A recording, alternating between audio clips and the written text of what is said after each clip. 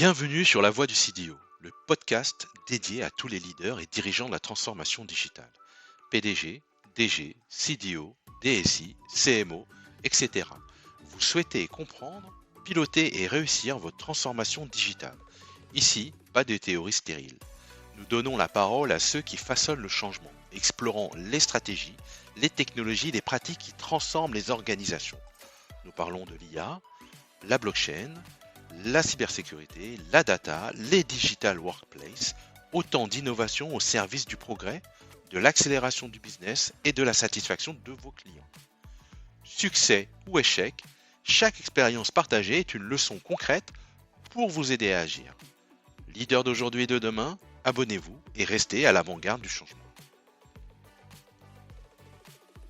Eh bien, bonjour à tous et bonjour à nos fidèles auditeurs. Nous sommes réunis pour notre 19e épisode de La Voix du CDO, podcast dédié donc à tous les passionnés et les opérationnels de la conduite du changement, de la transformation digitale dans les entreprises. Et j'espère que vous êtes nombreux à nous écouter, de plus en plus nombreux d'ailleurs, d'après nos audiences. C'est super intéressant parce que nous avons des invités passionnants à chaque fois. Bonjour Dawson. Ravi Miguel et Luis de vous rejoindre sous ce ciel bordelais, pluvieux, mais avec un mois de décembre très passionnant. Eh bien, nous sommes dans le froid montréalais où habite Oui. Luis. C'est ce que j'allais dire, c'est le ciel est neigeux ici. Je ne sais pas si c'est un mot français encore, mais il n'est pas pluvieux, il est neigeux.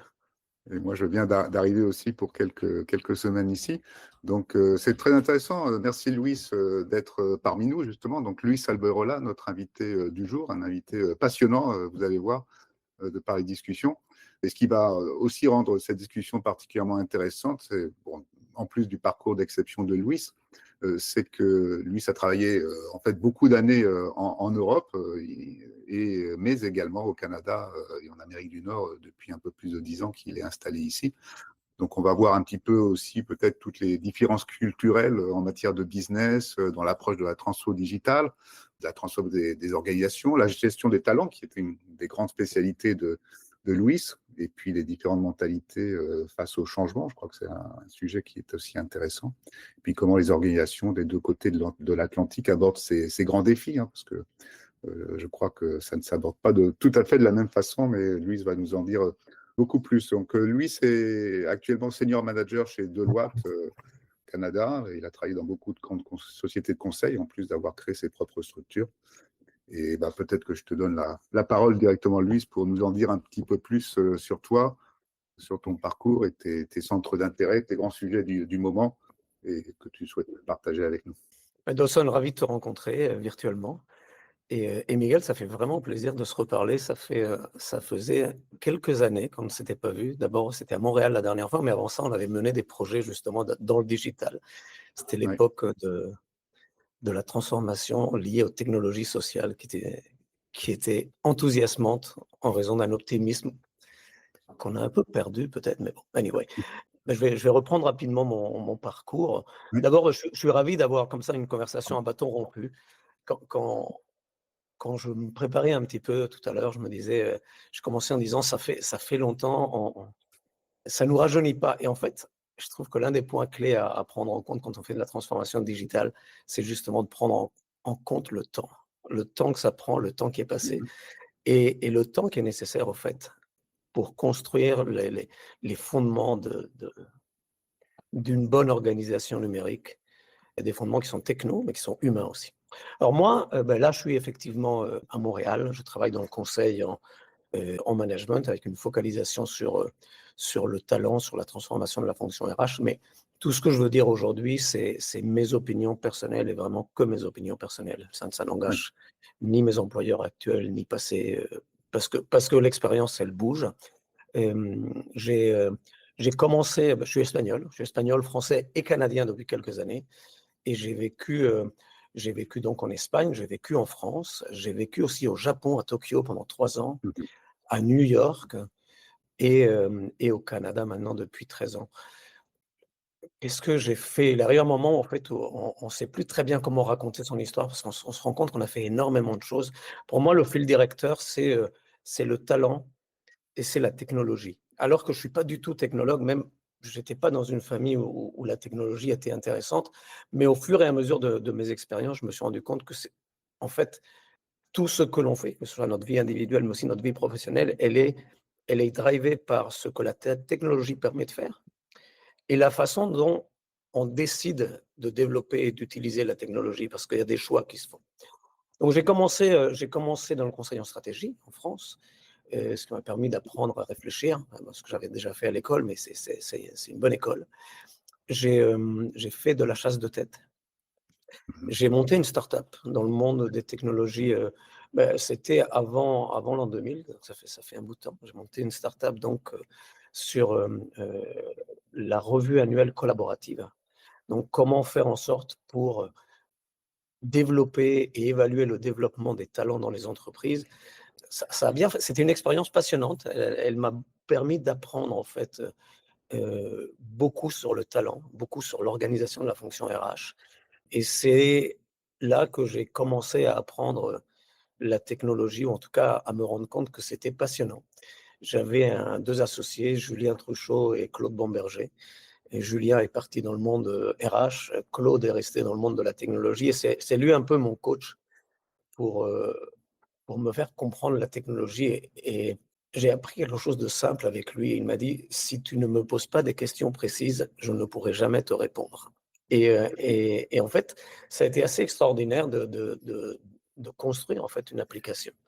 Parce que ça m'a permis de me rendre compte à la fin de la journée, la technologie, puis je pense que c'est vraiment important avec ce qui se passe aujourd'hui, autour de l'intelligence artificielle.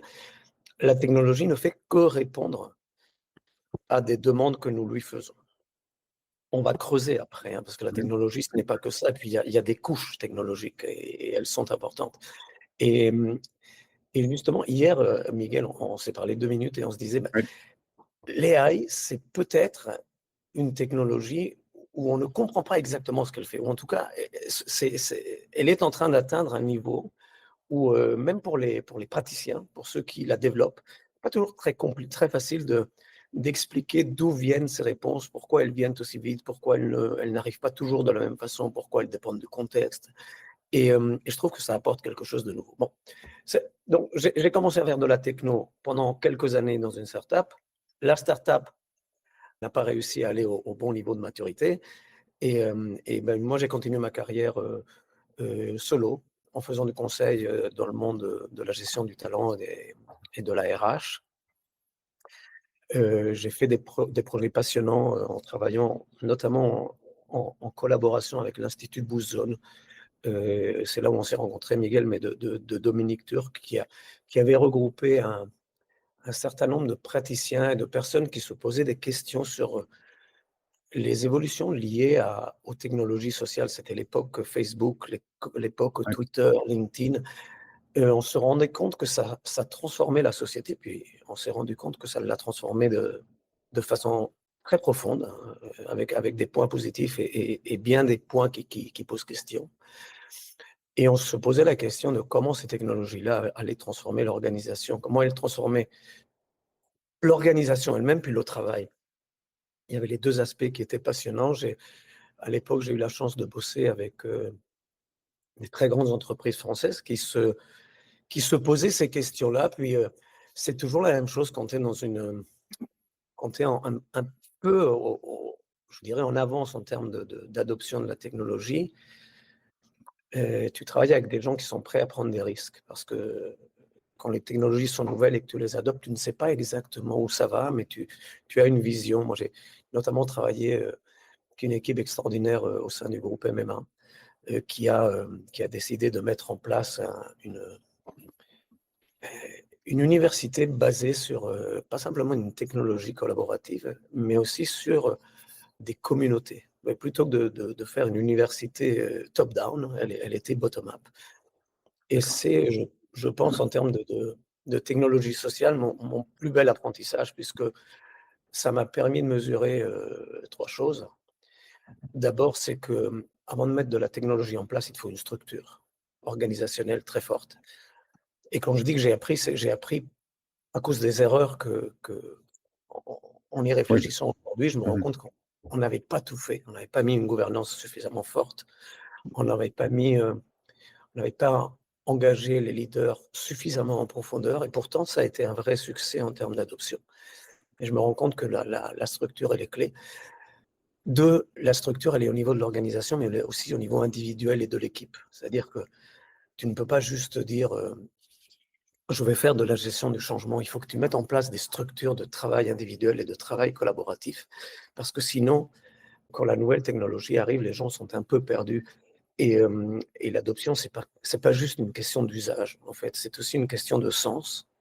Le sens a deux sens. Le sens, c'est la vision et la direction aussi. Donc, il faut qu'on en arrive à dire aux gens, qu'est-ce qu'on veut faire exactement avec cette adoption technologique? Dans notre cas, c'était mieux collaborer de façon transversale et accélérer l'adoption de nouvelles pratiques par la collaboration structurée au sein de cellules et transversale à l'organisation.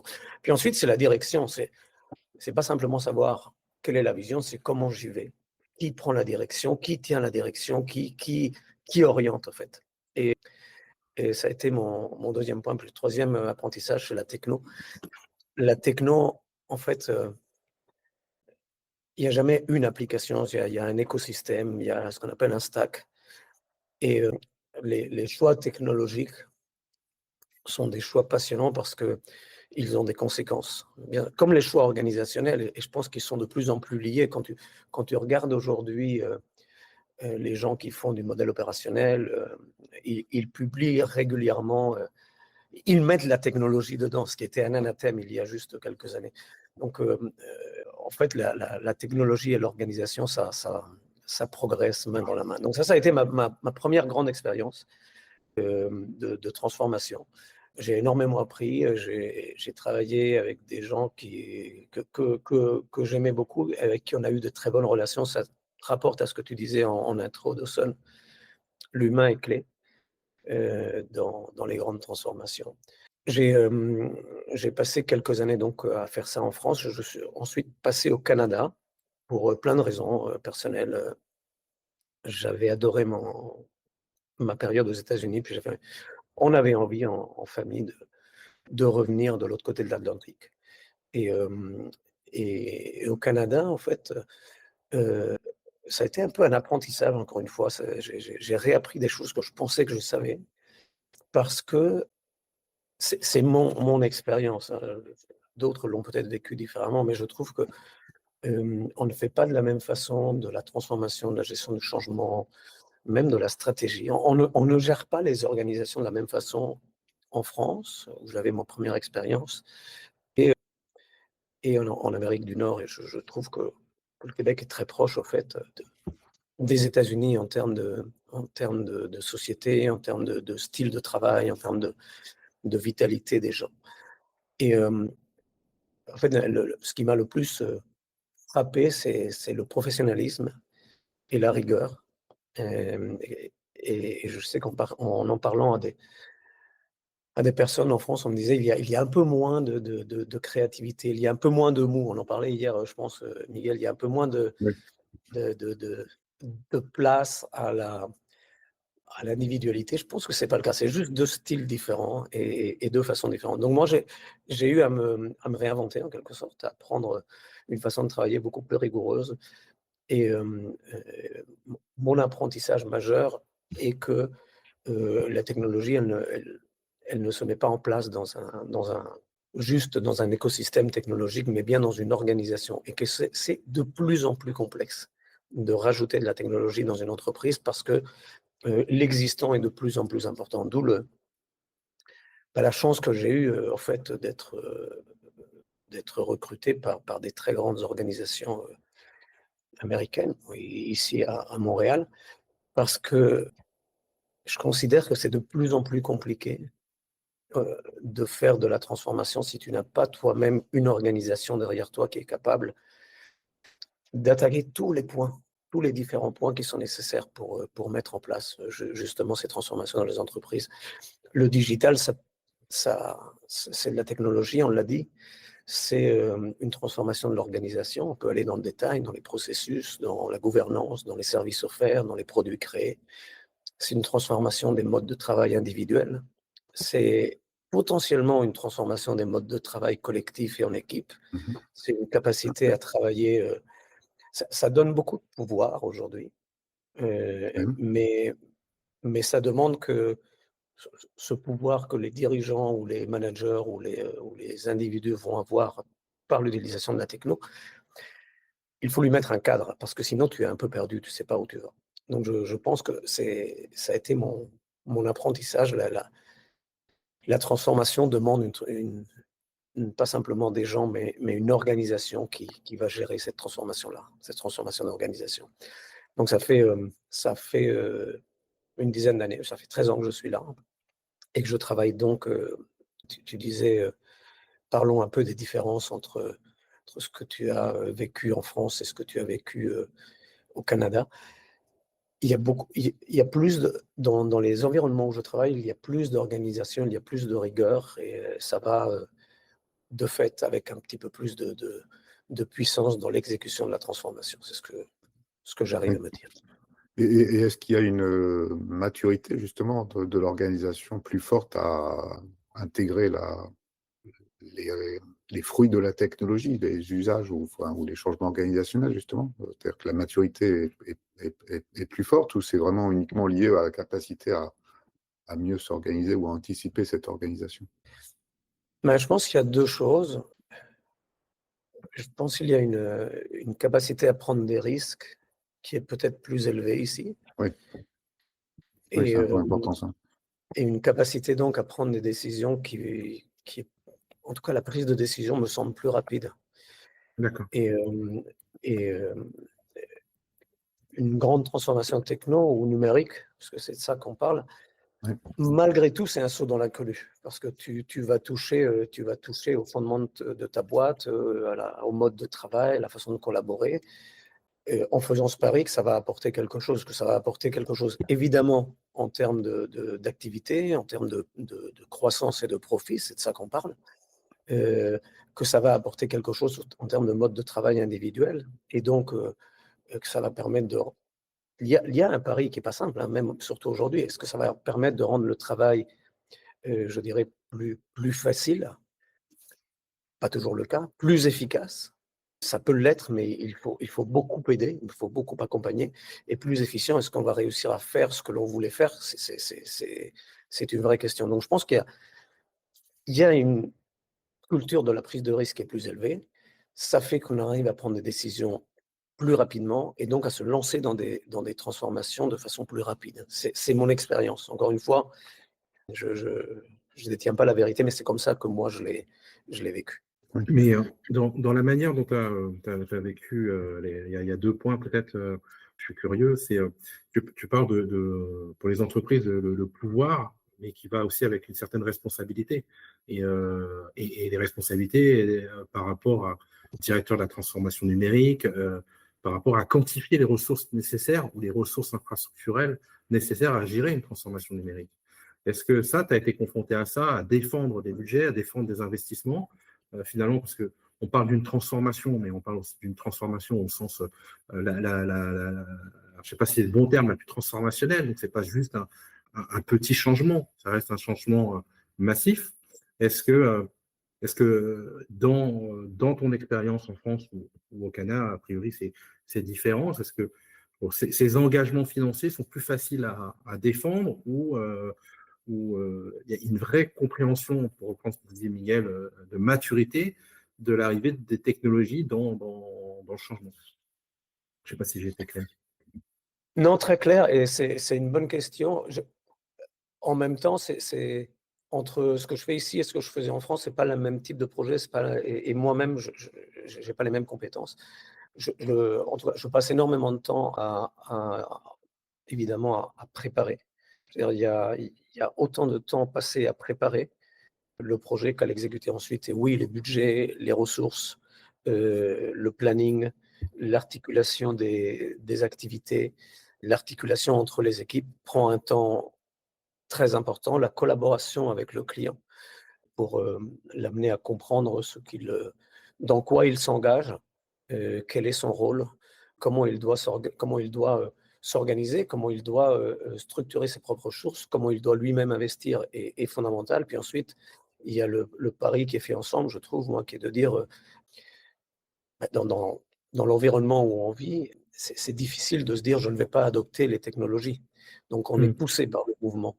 Et on se rend compte, si on parle d'intelligence artificielle, il commence à y avoir des preuves comme quoi ça transforme la façon de travailler.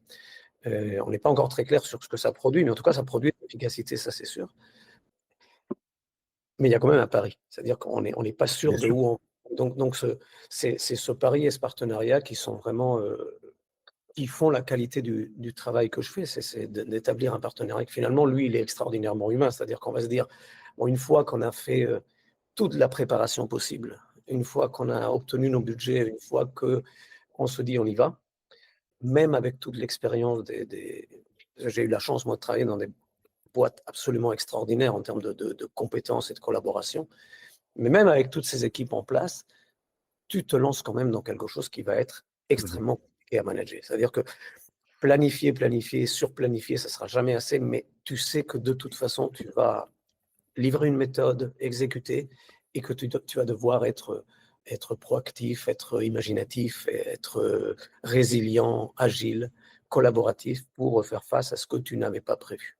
Plus tu prépares, plus tu comprends que ton projet doit être agile, pas au sens agile de l'agilité, mais au sens il faut être intellectuellement agile, et plus tu seras capable de le mener à bout, je trouve. Ouais. Et c'est super intéressant parce que ça veut dire que tu es en capacité d'apporter aussi un temps long, parce que ça, c'est très difficile aussi souvent actuellement dans la technologie, c'est qu'on prend la technologie, d'ailleurs on parle beaucoup d'itération, ce qui est sûrement très, très, très bien d'ailleurs dans beaucoup de domaines, mais quand tu es dans des grandes transformations, ce que j'entends aussi dans ce que tu as dit, c'est que la préparation et l'acquisition de budget, c'est pour se positionner dans le temps, parce que ça va prendre du temps justement, donc il faut être capable d'aller jusqu'au bout, tout en sachant qu'effectivement, il y a de l'incertitude parce qu'on ne maîtrise pas tout, qu'on ne connaît pas tout et on ne connaît pas tous les effets.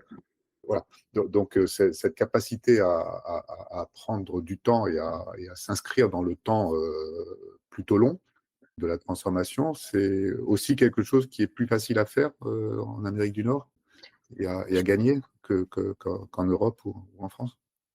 Je ne pourrais pas te répondre exactement parce que j'ai maintenant plus d'expérience ici que je n'en avais en France.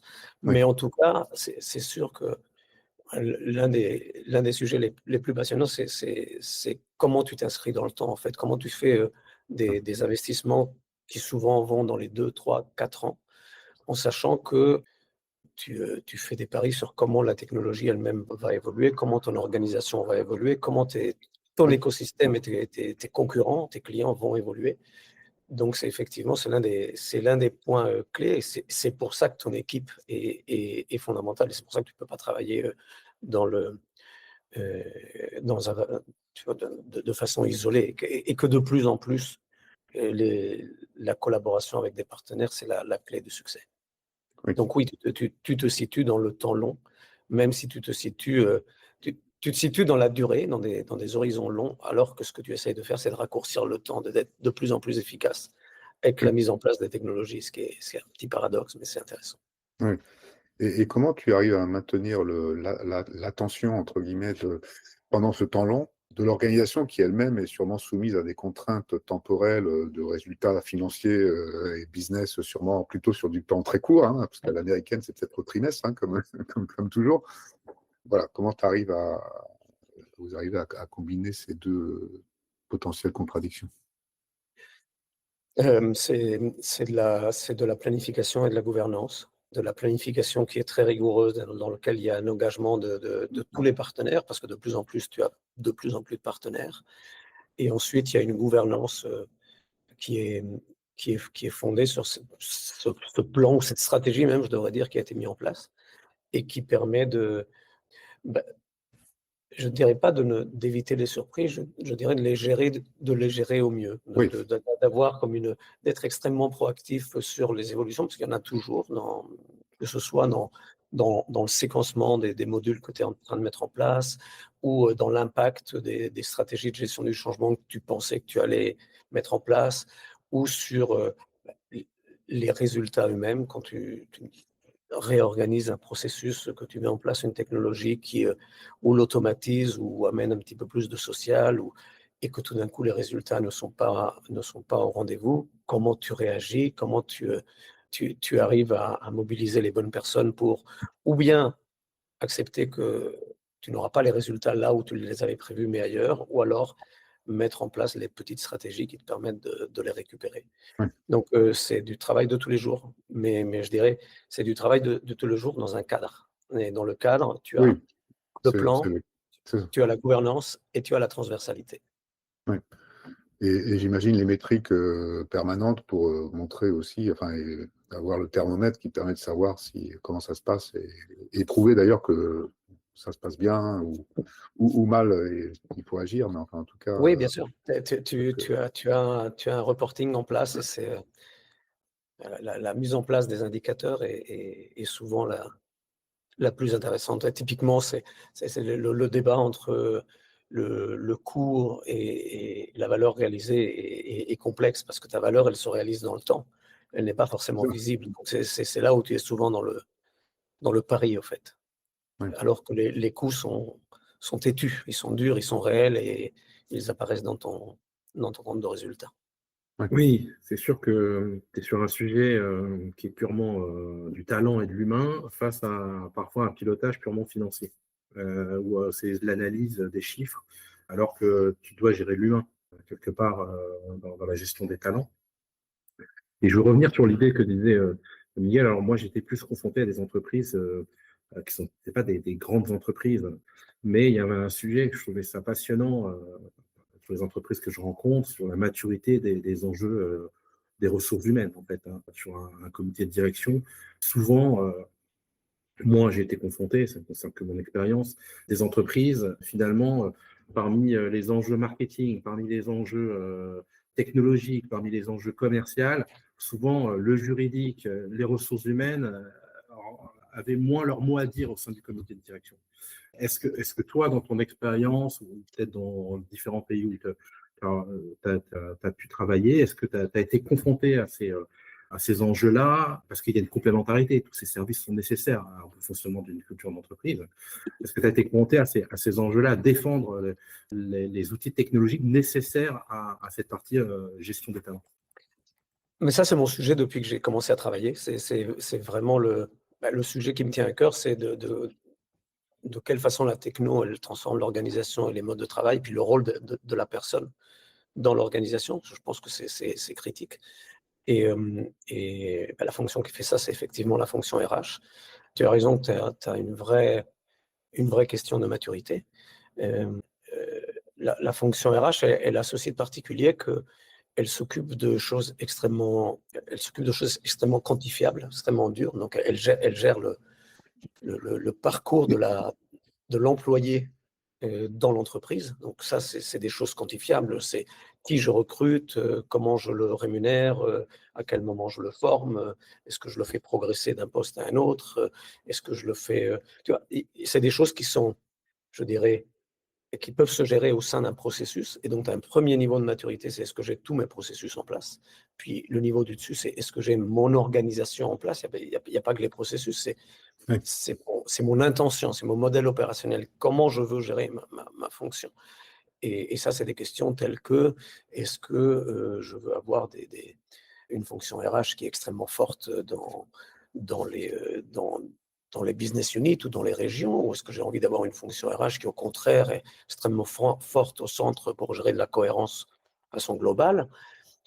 Puis après, donc ça, c'est comme dans toutes les fonctions, soit la fonction finance, achat, etc. C'est ça, tu as un modèle opérationnel, tu as des processus, puis tu as une exécution. Puis à côté de ça, c'est que les gens qui se baladent dans les processus, c'est des personnes avec aussi bien des talents qu'il est très compliqué de définir facilement, et avec des enjeux qui sont personnels, qui sont souvent liés à leur talent, et avec un besoin de vivre de survivre et de progresser dans nos organisations qui vont de plus en plus vite et qui sont de Oui. plus en plus exigeantes. Donc, c'est ça qui m'intéresse dans la fonction RH. C'est pour ça que j'adore travailler avec mes clients, ceux qui ont choisi d'être des RH ou d'être responsables ou VP de la gestion des talents. C'est des métiers qui sont extrêmement difficiles parce que tu as besoin de faire les deux. Tu as besoin d'avoir en place une organisation et des processus ultra efficaces. Parce que les choses coûtent de l'argent et tu as besoin d'être efficace dans une organisation. Puis à côté de ça, il faut que tu aies cette dimension humaine pour être capable de prendre du recul, pour te rendre compte que tu as des choses qui dépassent un petit peu tes processus. Et je pense que c'est ce qui fait la richesse du métier. Donc, pour répondre à ta question, tu as deux maturités. Tu as la maturité organisationnelle, mais tu as aussi la maturité des personnes qui sont au sein de la fonction RH. Et puis, tu as la maturité RH de tout le monde dans ton organisation. Est-ce qu'en tant que manager, et moi, ce que je vois, c'est que ça progresse beaucoup, est-ce qu'en tant que manager, tu te rends compte que tu as une responsabilité de développement, de feedback, Oui. de direction envers tes équipes? Et, en complément en fait de ce que tu dis, est-ce qu'il n'y a pas une autre dimension où elle est intégrée dans ce que peut-être tu as déjà dit? Parce que en fait, ces nouvelles technologies qui apportent de nouveaux usages, elles apportent en fait des nouvelles compétences. Enfin, si on prend le cas de l'intelligence artificielle, c'est aussi des nouvelles compétences qui touchent tout le monde d'ailleurs, parce que tout le monde peut se créer par exemple des agents avec des instructions en langage naturel, là quand on déploie des solutions comme on le fait chez nous, chez nos clients, eh bien, voilà, on peut former n'importe quel métier à cette utilisation. Il va pouvoir l'appliquer dans son propre métier. Il donne ses instructions en langage naturel, ses fameux prompts, et derrière, ça va s'exécuter. Donc, c'est une nouvelle compétence, en fait. Donc, est-ce que ça, c'est la responsabilité des RH, d'accompagner cette transformation aussi des compétences, justement, parce que je vois assez rarement des RH vraiment investis dans cette dimension-là. Comment tu le perçois, comment tu le gères et quel est le rôle, à ton avis, des RH, des DRH dans cette dimension? Moi, j'ai la chance de bosser avec des clients qui voient le développement des compétences comme leur responsabilité, évidemment. Sur les nouvelles compétences qui sont liées, j'aime bien ton exemple lié à l'intelligence artificielle. Tu as, c'est typiquement l'un des sujets de transformation dont on parlait tout à l'heure. Quelle est la compétence que je dois développer pour quel genre de personnes, pour quelles équipes au sein de mon organisation, qui est souvent très grande, avec différents métiers, tu as des métiers, tu as des parcours, tu as des emplois, ensuite tu as des grades. Donc, tu as toute une complexité humaine de l'organisation, toute une complexité RH de l'organisation. À l'intérieur des postes, tu as des humains. Donc, notamment avec des technologies qui sont potentiellement aussi puissantes que GenAI, tu as une question à te poser, c'est quelles sont les compétences que j'ai envie que mes employés développent? Oui. Et pour plusieurs raisons, parce que de quoi vais-je avoir besoin demain, moi en tant qu'organisation? Quelles sont les compétences dont eux ont besoin pour continuer leur progression? Et tu as une responsabilité en RH qui est que tu développes les gens pour ton organisation, mais pas que, puisque un jour ils vont la quitter, donc tu peux pas emmener des gens dans des coins en leur faisant développer les mauvaises compétences. Donc je pense que pour moi la responsabilité, c'est la responsabilité clé de la RH, c'est de savoir qui je développe, vers quel horizon, vers quelles compétences. D'accord. Oui, oui, c'est fondamental, hein. Alors, puisqu'on a abordé le problème enfin le sujet, plutôt, c'est pas un problème, au contraire, de l'IA, quelle est ton opinion personnelle, justement, sur l'intelligence artificielle et sur toute cette vague que nous connaissons depuis 3 ans? Waouh, c'est large question, hein. Moi, ça me passionne. Enfin, par rapport aux autres technos que je connaissais, comme je te disais tout à l'heure, il y a un aspect magique. Oui. C'est vraiment pas de la magie, hein. On est d'accord que c'est de la technologie, puis il y a des composantes, et puis dans l'entreprise, il y a toute une infrastructure, un écosystème qui permet que ça fonctionne d'une certaine façon. Il n'empêche que ce que ça permet de faire, ça vient nous chercher, en fait. Ça vient nous chercher humainement, parce que c'est une technologie qui fait des choses qui étaient, jusqu'à il y a quelques années ou quelques mois, c'était notre précaré. Oui, Personne va toucher à mon intelligence. En fait, si. Donc ça te demande de te remettre en cause au niveau individuel, sur, quelle est vraiment ta valeur ajoutée dans une entreprise. Mais ça demande à l'organisation aussi de mettre en place des guardrails, des ah non, comme des limites à ce que tu peux faire. Parce que c'est une technologie, moi, ce que je vois, c'est qu'elle va extrêmement vite, c'est qu'elle donne l'impression de la rigueur, elle donne l'impression de l'excellence, elle est formellement très aboutie. Par contre, rien ne t'assure que ce que c'est, je parle là de GenAI, que ce qu'il te renvoie est la bonne réponse ou une bonne réponse. Donc ça demande, en fait, je trouve, un investissement de la part des entreprises en formation, en développement intellectuel individuel, qui est sans commune mesure avec ce qu'on avait avant. Parce que hier, on prenait l'exemple des jeunes consultants qui se développaient hier oui, en, en développant des rapports, en faisant des analyses ou en allant sur le terrain. Tout un certain nombre de ces choses-là, aujourd'hui, tu peux les accélérer, voire les faire avec une intelligence artificielle. Ce qui veut dire que tu as tout un certain nombre de compétences que tu ne développes plus. Est-ce que c'est bien, est-ce que c'est mal? Je ne sais pas. Mais c'est un fait. Et je pense que les entreprises doivent le prendre en compte en se disant quel type de talent sommes-nous en train de développer? Le fait de n'avoir pas développé une expérience, est-ce que ça va m'impacter le jour où j'aurai à prendre des décisions comme moi je les prends aujourd'hui parce que j'ai une expérience de développement en tant que consultant qui est longue. J'ai fait des choses à la main. Le fait que la technologie le fasse aujourd'hui, qu'est-ce que ça veut dire? C'est des questions auxquelles on n'a pas forcément de réponse. Et je pense qu'on va voir. Enfin, il y a des réponses qui arrivent. Je sais qu'il y a des universités aux États-Unis qui imaginent limiter l'utilisation de l'intelligence artificielle. Ça ne veut pas dire l'interdire, au contraire. mhm, Ça veut dire ouvrir des espaces où on développe des compétences proprement humaines, la lecture, l'écriture, la réflexion, la discussion, la présentation de points de vue, la défense de points de vue face à des gens qui n'ont pas les mêmes que toi. Donc des choses très humaines, tout en formant les gens à ce qu'est l'intelligence artificielle, aux enjeux qu'elle amène et à comment tu l'utilises, oui. de façon très approfondie. Mais en séparant entre les deux, Oui, on fait bien la part des choses entre les en deux faisant la et part des choses. on forme à l'un Et et à l'autre. j'ai pas de réponse. J'ai pas de Oui, réponse sur ce qu'il faut faire. En tout cas, je sais que la question se pose et je pense que la réponse ne sera pas les mêmes dépendant de la maturité de ta boîte, dépendant du type d'entreprise où tu es. Mais si je te prends une banque et une pharma, c'est deux secteurs que je connais bien. Euh, Dans la banque, dans l'assurance, tu as des réglementations extrêmement sévères, hein, oui, justement, qui évitent que les grandes banques puissent avoir un impact, que ce soit sur leurs clients ou un impact systémique. Donc, mhm, tu vas avoir tout un certain nombre de questions, ou plutôt de rigueur réglementaire qui va entourer le développement de l'intelligence artificielle en dehors des usages actuels qui restent quand même assez limités. Je pense aux agents, par exemple.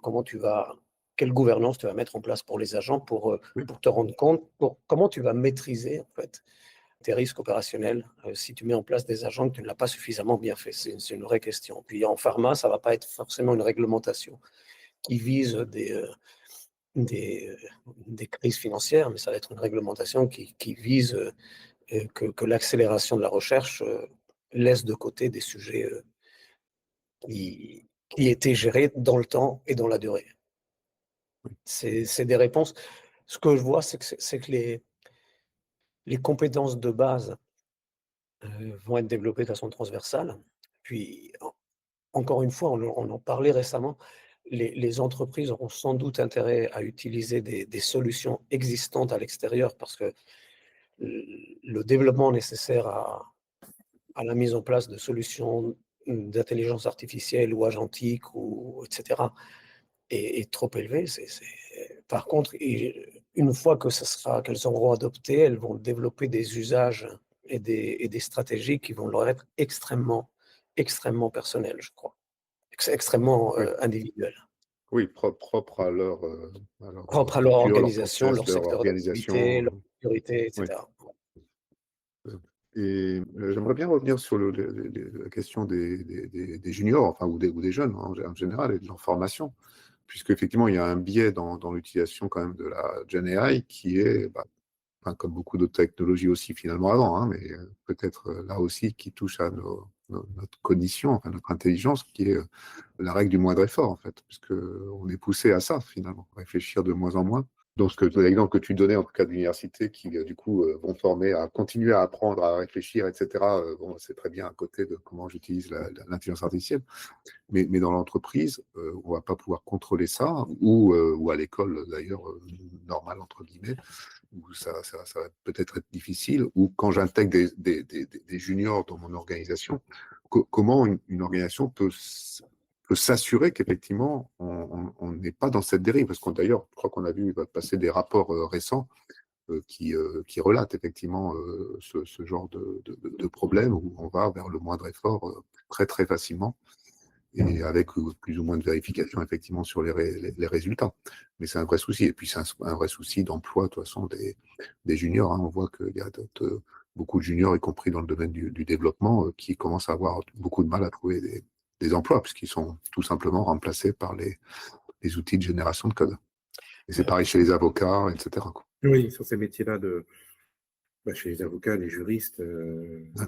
c'est Tous les métiers qui demandent une analyse intellectuelle basée sur la capacité à faire des analyses et synthèses, pour être simple, sont oui. en cause. Tu as comme des injonctions contradictoires. C'est-à-dire que d'un côté, tu as l'injonction de la vitesse. Il faut aller plus vite, il faut livrer plus vite, il faut satisfaire tes clients plus vite, sans oublier la qualité, évidemment, mais tu as une injonction de la vitesse en général dans l'économie. Puis Oui. après, tu as comme l'injonction de la qualité ou l'injonction de la gestion du risque, ou l'injonction de... Tu as envie quand même de gouverner les choses. Tu as envie d'être... Dawson, tu disais responsable tout à l'heure. Oui, tu as envie d'être responsable. Et les deux sont compliqués à gérer. Sur les jeunes générations qui vont commencer à utiliser l'intelligence artificielle, j'ai pas de réponse précise. Ce que je me dis, c'est finalement, la technologie, l'IA, elle est en train de nous aider à dépasser des tâches intellectuelles, un peu comme, si tu veux, le tracteur nous a aidé à dépasser des tâches Oui. purement manuelles. Ça a pris du temps, en fait, et ça a créé d'autres problèmes. Tu es allé vers un autre type d'agriculture, une agriculture qui est devenue intensive, avec des enjeux d'environnement, des enjeux de... Bon, je pense que ça va être la même chose, ça va créer d'autres problèmes qui vont devoir être gérés dans le temps. La réponse que je te donnais tout à l'heure sur une stratégie d'une université que je connais, de dédier du temps à des compétences proprement humaines, me semble une réponse. Mais je pense que chaque organisation va avoir besoin de trouver les siennes. Oui. Mais autant je le vois bien dans une université, autant quand je me projette dans une organisation, une entreprise, etc., ça me semble difficile d'arriver à donner du temps, effectivement, avec ces injonctions contradictoires de toujours aller plus vite, à des jeunes de se former à la culture, à l'organisation, au métier de l'entreprise elle-même. Et c'est Oui. une responsabilité des RH, d'ailleurs, de mettre ça en place. Moi, C'est un fait, oui. j'avais, pour revenir aussi sur un sujet, je trouve ça passionnant, c'est sur cette injonction du temps qui va vite, de la concurrence qui va vite, de cette exigence, hein, tout va très vite. Hein. Même les usages de consommation vont très vite, hein, entre les shorts des réseaux sociaux, je vois moi, sur les enfants, comment ils consomment l'information, comment ils consomment du contenu. Parfois, ils le consomment, mais ils ne le digèrent pas, ils le maîtrisent encore moins. Par contre, ils ingurgitent effectivement de l'information consciente ou inconsciente. Toi, dans ton expérience, puisque il y a ce marché global où il y a ces grandes institutions qui, quelque part, ont une culture d'entreprise et une infrastructure qui doivent déconstruire pour repartir sur une offre peut-être différente. Et ces jeunes startups qui arrivent, qui n'ont rien à déconstruire, mais qui ont juste à utiliser la technologie pour faire une proposition de valeur peut-être plus rapide et plus opérationnelle. C'est peut-être être confronté à ça accélère encore plus cet enjeu-là sur ces grandes organisations. Est-ce que c'est ça crée une inquiétude? Est-ce que ça tend le marché du talent? Je ne sais pas si par rapport à ton expérience. Ta question, est-ce que les startups, qu'est-ce Est-ce que qu'elles amènent en fait? Ouais, est-ce que tu sens cette pression pour des grosses institutions qui doivent déconstruire des modes de fonctionnement et s'adapter à des usages de Ok. prompts d'IA? Et tu sens cette tension-là par rapport à une entreprise startup qui n'a même pas ce sujet-là, puisque eux, ils sont natives IA pour certaines. Est-ce que tu as été confronté à ce type de choix stratégiques, qui est de dire, bon, on a un mode de fonctionnement, mais au regard de ce qui se passe avec l'IA, il va falloir qu'on déconstruit tout et qu'on part sur un mindset totalement différent parce que l'avenir est là et parce que les usages sont là. Alors ça, c'est ultra intéressant comme question parce qu'on a tendance à donner une prime à la technologie, à la connaissance de la technologie, aux jeunes qui arrivent en ayant déjà cette culture-là, ces usages, cette compréhension.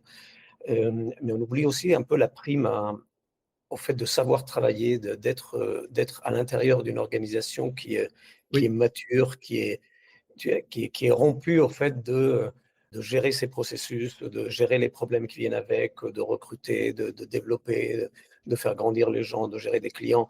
Il y a 2 semaines peut-être, je travaillais avec justement des créateurs de startups et leur enjeu en fait n'est pas tellement de se dire comment je recrute des gens, mais comment j'apprends à devenir une grande organisation. C'est qu'est-ce qui me manque dans ma maturité, qu'est-ce qu'il faut que je développe. C'est plus complexe que ça. Je suis d'accord que dans les grandes boîtes, je ne sais pas si c'est de la déconstruction, mais il y a des nouvelles capacités à développer, c'est des nouveaux muscles organisationnels à développer pour les nouveaux marchés qui vont émerger grâce à l'intelligence artificielle. Mais pour les toutes petites organisations, il faut apprendre à devenir une grande organisation et ça ne va pas de soi, en fait. Et l'intelligence artificielle est un petit élément de ça, dans ce cas-là. Il y a plein d'autres choses qui rentrent en ligne de jeu. Et comment toi-même tu utilises d'ailleurs la Gen AI en général, soit dans ton métier, soit dans ta vie même personnelle? Est-ce que c'est devenu quelque chose, un assistant indispensable ou pas? Quelles sont tes pratiques? Est-ce que tu as des bonnes idées à partager? Professionnellement, oui, je l'utilise dans les entreprises où je suis passé, dépendant des outils qui sont en place. Et personnellement aussi, pour l'instant, la question quand je l'utilise un peu. J'ai entendu dire que la génération X l'utilise un petit peu comme Google, donc ça m'a un peu vexé. J'ai essayé de ne pas l'utiliser comme Google. Mais au début, c'est ce que je faisais, c'était juste accélérer mes recherches. J'ai commencé à l'utiliser justement pour réfléchir à des sujets plus professionnels. Et là, ce à quoi je suis confronté, c'est à ce que ça va extrêmement vite. Et je pense qu'il faut passer du temps à mettre en place un cadre, ce que je n'ai pas fait pour l'instant, parce que sinon, je constate que l'intelligence artificielle, si tu te lances dans un sujet, typiquement, moi j'avais un sujet qui m'intéressait il y a quelques mois sur quel est l'impact de l'intelligence artificielle sur la gestion des talents, ces réponses vont tellement vite et il y a un semblant de pertinence très souvent que tu te laisses emmener dans une conversation, mais ce n'est pas une conversation, ce n'est jamais qu'une machine qui te renvoie la balle. Donc, c'est comme si tu étais sur un court de tennis ou devant un mur et que tu tapais de plus en plus fort. Tu ne sais pas si tu as gagné un match, tu es juste en train de taper le mur. Et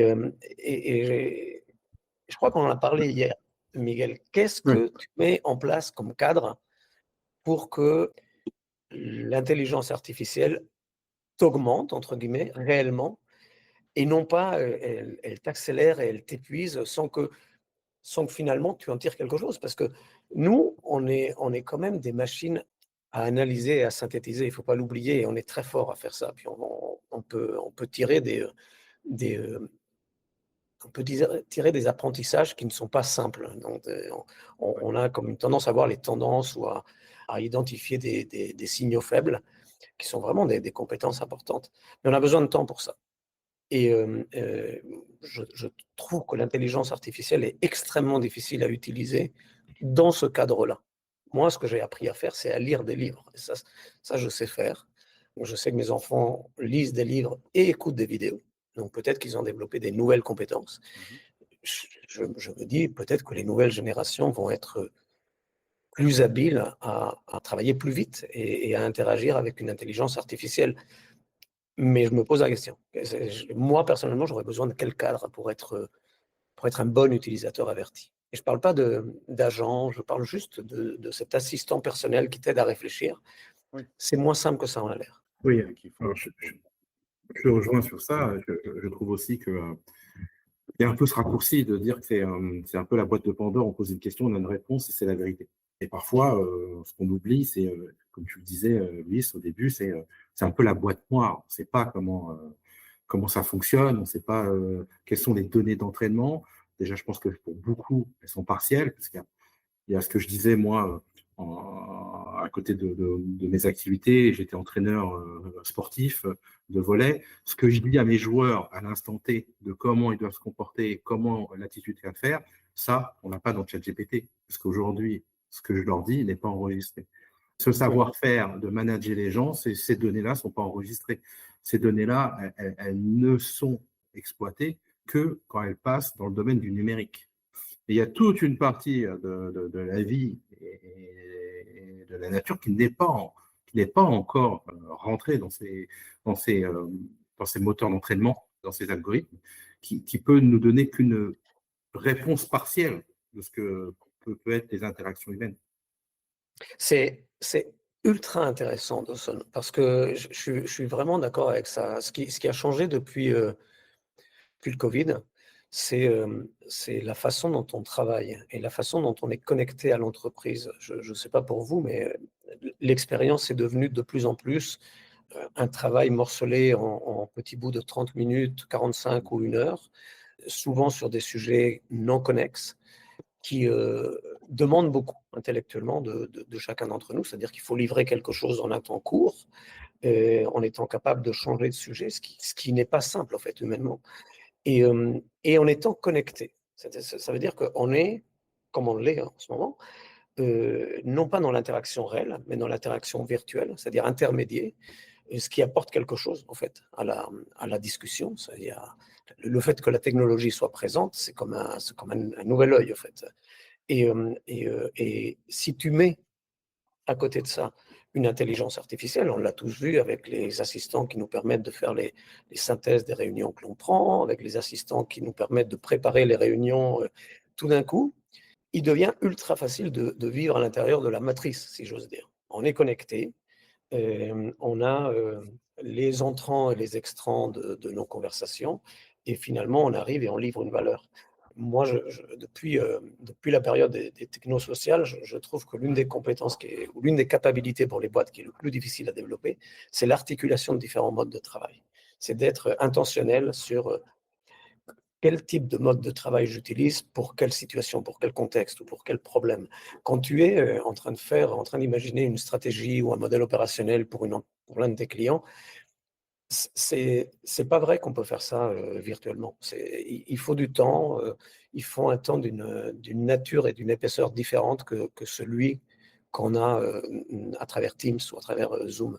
Et il faut prendre du temps qui n'est pas forcément bounded aux extrémités, qui est pas limité et où on va se confronter pas simplement à l'opinion des autres, pas simplement aux données, mais aussi aux intentions, aux croyances, aux visions des uns et des autres. Et c'est ça qui va permettre de créer. Bon, ça, je ne le vois pas à l'intérieur de la technologie.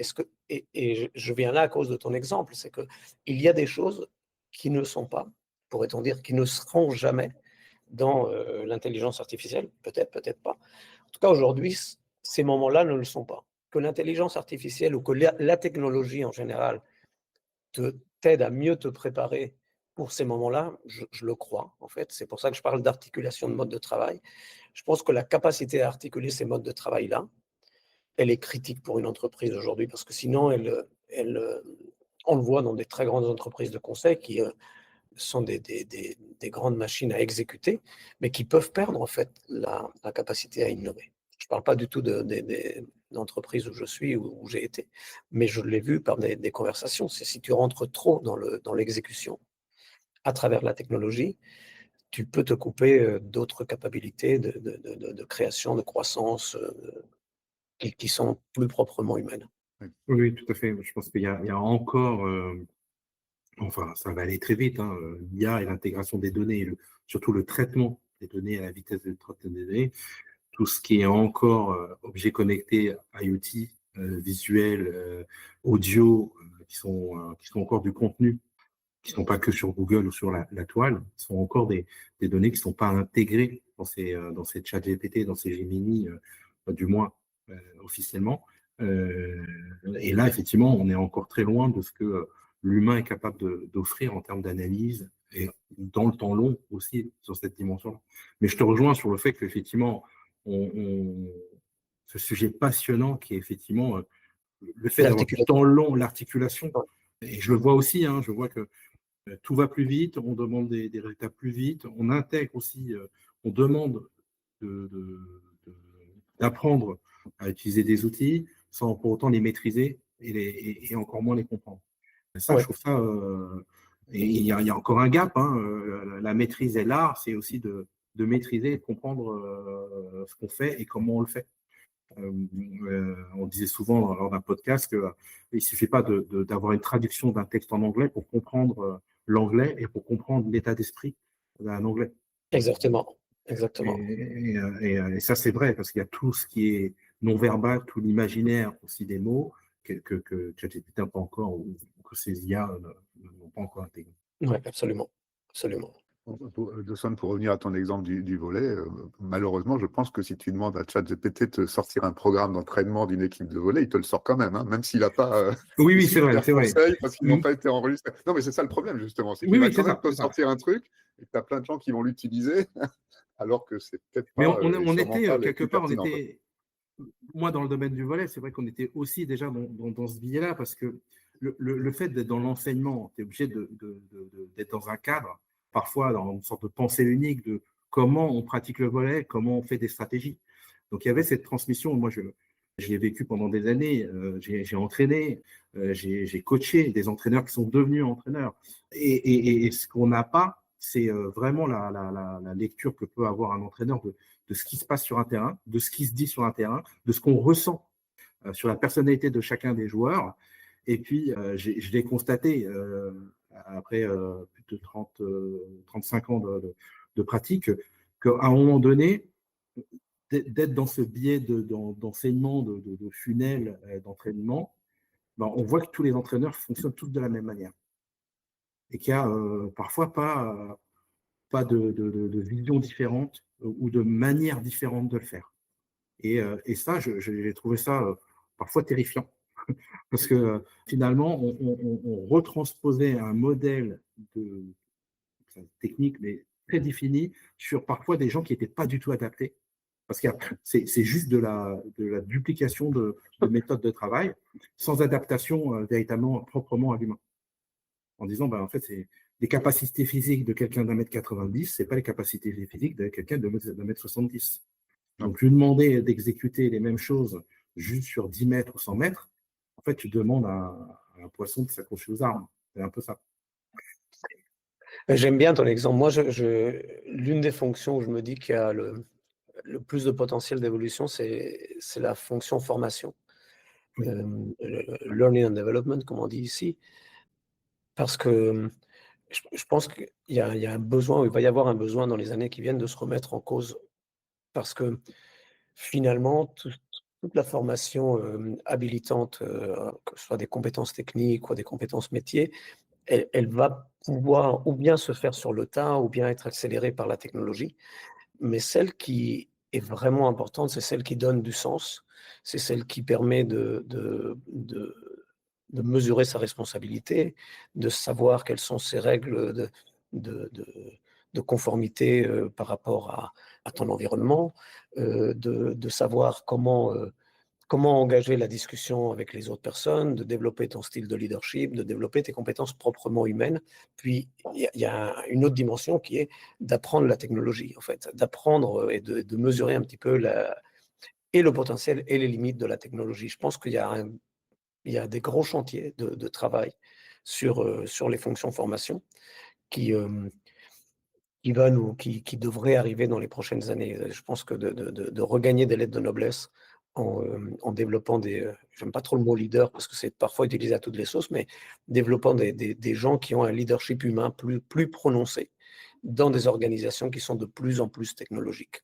Et je pense que ça va être critique parce que bah, quand on voit la puissance de nos très très grandes organisations, tu as besoin de personnes qui maîtrisent ces organisations technologiques et qui sont capables de faire les bons choix. Et ça, par contre, ce ne sont pas des choses qui se développent vite, même en quelques années. Donc, je pense qu'il y a cette stratégie de formation, mais qui existe absolument dans les boîtes de conseil, malgré tout, où on développe des gens sur la durée pour être capable de gérer une véritable machine avec le pouvoir que ça donne et la responsabilité que ça entraîne. Oui, entièrement d'accord. Entièrement d'accord. Vas-y, Dossona. Moi, je disais entièrement d'accord. Moi, c'est vrai de demander une synthèse d'un ouvrage ou de demander une synthèse d'un truc, ça ne te fait pas travailler toi, ton Exactement. analyse et ta compréhension. Ça, c'est tellement vrai. Et dans les organisations, on a une tendance à piloter qu'autour de la data, de la donnée et quelle est la valeur d'un manager extraordinaire qui arrive à avoir une interaction et à faire émerger un collaborateur au maximum de ce qu'il est, sans être finalement que dans la data en fait. Parce que y a bien plus que juste la donnée analytique. Hein. On en disait lors d'un podcast, moi souvent quand je regarde une entreprise, je dis montrez-moi votre dashboard, je vous dirai la culture d'entreprise. Quand j'ai que des analyses KPI de la performance et du résultat, et que j'ai aucun indicateur humain, je me dis, je sais tout à fait quel est l'état d'esprit, la culture d'entreprise. Oui, tu as une tendance à vouloir surmesurer. Et c'est l'une des compétences pour moi les plus compliquées, ou des capacités, c'est de mettre en place des systèmes de mesure qui sont pertinents et qui font du sens par rapport au type d'entreprise que tu es. Et de ne pas juste adopter des choses qui existent. Et pour la technologie, c'est pareil. Quel type d'indicateurs tu mets en place? Quels indicateurs sont capables de traduire ta stratégie et l'avancée de ta transformation numérique? C'est un vrai sujet. Mmh. Toi, Miguel, qui a beaucoup travaillé dans cette partie-là, hein, l'accompagnement au changement, sur tes partenaires de Workspace, ça a été un énorme. C'était très en avance sur ce sujet-là, pour le coup. Oui, c'est l'enjeu fondamental. Et ça me fait penser à une question d'ailleurs, peut-être Louis, parce que j'ai souvent trouvé, alors je ne veux pas généraliser, hein, mais que le top management, c'est-à-dire les patrons des organisations, etc., sont jusqu'à présent assez peu sensibles en fait au digital. Enfin, au digital au sens d'une connaissance profonde de ce que le digital permettrait à leur organisation. Et je parle d'entreprises qui ne sont pas dans des métiers très divers hors du digital traditionnellement, hein, mais qui pourraient justement, et certaines se transforment et d'autres vont se transformer grâce aux technologies parce qu'elles vont leur apporter tout ce qu'on a déjà dit, etc. Est-ce que tu sens une différence quand même dans la compréhension profonde de ce que le digital peut apporter au business, à l'organisation du côté nord-américain, une connaissance plus profonde ou une appropriation plus profonde par ces grands dirigeants qu'en France ou en Europe? Est-ce qu'il y a une différence que toi, tu as pu constater ou pas? Il y a 10 ans de différence entre 10 ans? entre mon expérience en France il y a 12-13 ans, Ah mon oui, expérience actuelle, oui, donc il y a oui, 7. Donc je ne peux pas te répondre en termes de maturité des deux côtés. Moi, oui.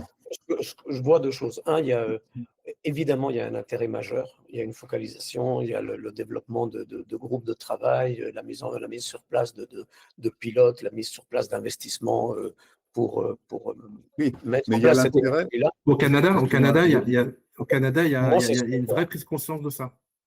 Moi, je vois ça au Canada, aux Oui, États-Unis, que oui, il y a une large prise de conscience de la façon dont l'intelligence artificielle peut transformer l'organisation, la façon de travailler, permet d'accélérer la création de produits, permet d'améliorer les processus en interne.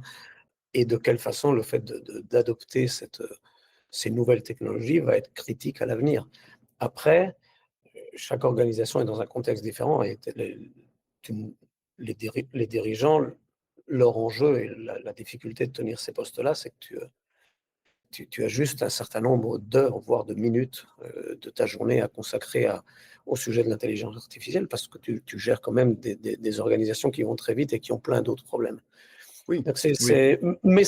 moi, je le vois présent dans toutes les stratégies que je regarde aujourd'hui.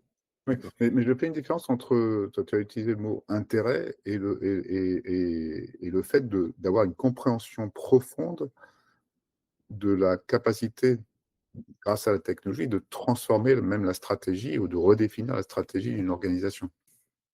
Parce que l'intérêt, bon, va te permettre de faire des pilotes, comme tu dis, etc. Alors que Pour peut-être, alors je sais pas si compréhension profonde va te voilà. permettre de changer complètement.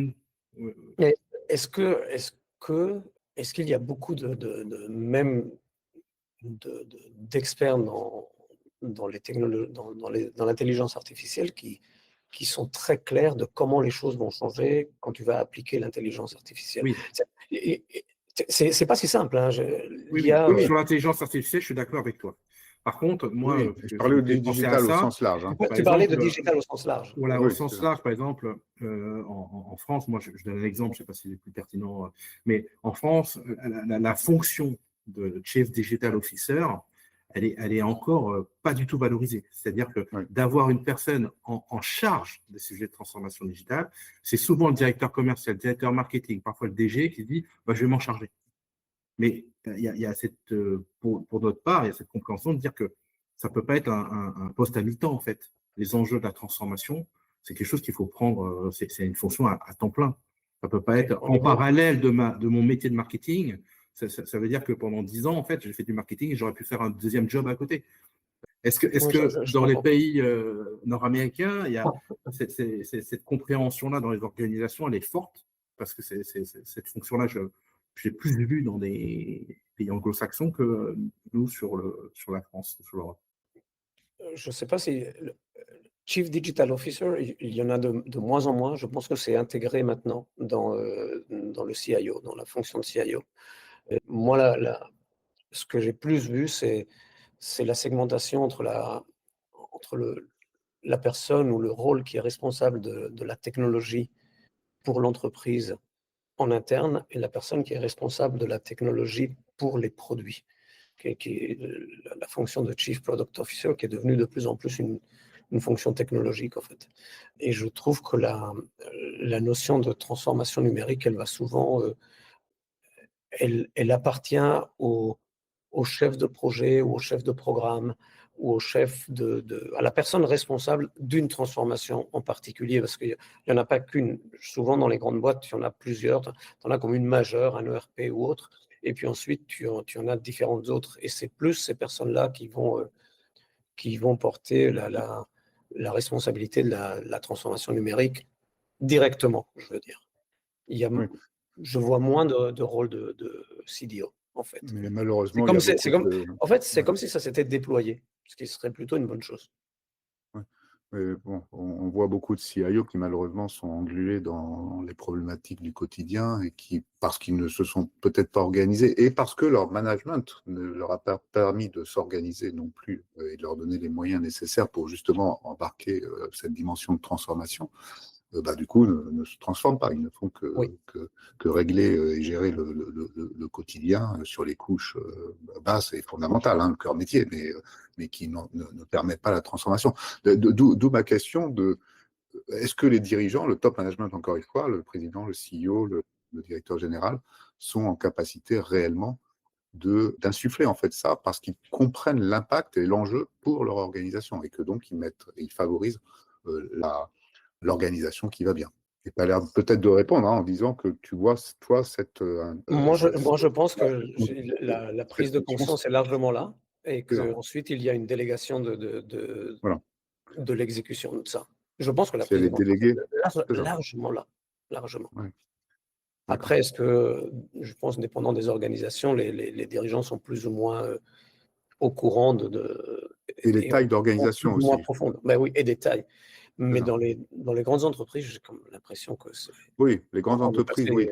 Je pense que Après, pour oui. les Je pense entreprises, que pour des PME de taille moyenne, en tout cas, de taille moyenne, c'est ça. dans mon expérience ici, oui, u- il y a besoin que le dirigeant soit convaincu pour que Ouais. ça se mette en place. Oui, ça c'est incontournable. Tu as raison. Incontournable. Il n'y a pas le soutien de la direction générale sur ces grands sujets. C'est un échec assuré. C'est ça. Hein, pas Mais possible. ça ne se met pas en place parce que, comme on disait tout à l'heure, l'investissement est très fort, les changements sont très C'est ça. forts, et puis il y a une prise de risque, et il y a un saut dans l'inconnu qui font que tu as besoin du leader pour aller là-dedans. Il faut que ce soit porteur. Super, merci beaucoup Louis pour d'avoir été parmi nous et de cet échange tellement riche. Ça m'a fait ultra plaisir de J'aimerais te bien. revoir déjà virtuellement, puis de discuter, ça fait du bien, puis de comprendre un petit peu quelles sont les différentes perspectives. Ça fait un petit bout de temps que je ne travaille pas en France. Peut-être qu'il faudrait que j'aille voir un petit peu. On reprogrammera une suite peut-être dans quelques Oui, mois. merci Louis, c'était passionnant et tellement enrichissant le partage que tu nous as fait. Merci de C'est ça. fascinant, je pense qu'il faudra que ça se décante encore chez moi pour pouvoir encore amener plus de réflexion. On arrive à la fin du podcast, Louis, et j'ai l'habitude de te poser une question. C'est est-ce que tu as un livre ou des livres qui t'ont marqué toi, pas que forcément professionnel, que tu peux recommander à des gens de notre audience?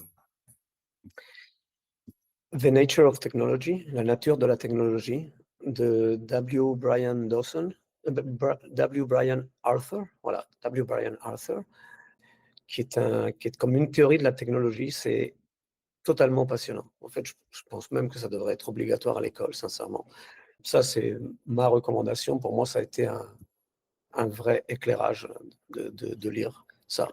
Puis, un livre auquel je reviens souvent, ou en tout cas un bouquin que j'adore, c'est Accélération de Hartmut Rosa, parce que ça essaye d'expliquer pourquoi tout va si vite et pourquoi ça ne va pas s'arrêter. D'ailleurs, parce que le livre en soi, il n'est pas très optimiste, mais au moins ça me permet de réfléchir au sujet. Et moi, c'est deux des sujets qui me passionnent. Donc, ces deux bouquins, ça prend un peu d'investissement de les lire. À une époque, on n'a pas tant de temps que ça. Ouais. Ça vaut largement. C'est vrai. Ça vaut C'est vrai, largement c'est le vrai. coup. C'est pour ça qu'on demande toujours à nos invités de nous partager un livre. C'est notre petite contribution au fait qu'on incite les gens à lire. C'est Et, ça. moi, je fais toujours l'effort de me procurer les ouvrages pour pouvoir découvrir des choses que je ne connais pas. Je pense que la nature de la technologie, ça devrait être passionné de ça. Je pense.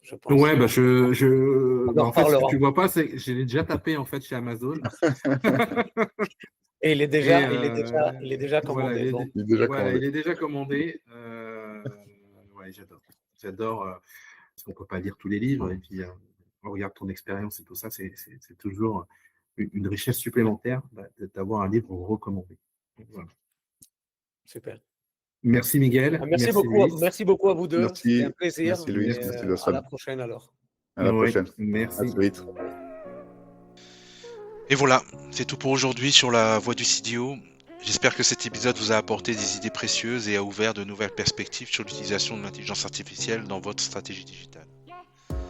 Si vous avez aimé notre conversation et que vous souhaitez soutenir le podcast, n'oubliez pas de le noter avec 5 étoiles et de laisser un commentaire sur votre plateforme d'écoute préférée. Votre soutien nous aide à grandir et à partager nos idées avec une communauté de plus en plus large. N'hésitez pas non plus à partager cet épisode à vos proches et sur LinkedIn et à taguer la voix du CDO. Retrouvez-nous le mois prochain pour un nouvel épisode plein de surprises, d'innovations et des invités toujours plus inspirants. D'ici là, continuez à innover, à expérimenter et à diriger. C'était un plaisir de vous avoir accompagné aujourd'hui. À très vite sur la voie du CDO.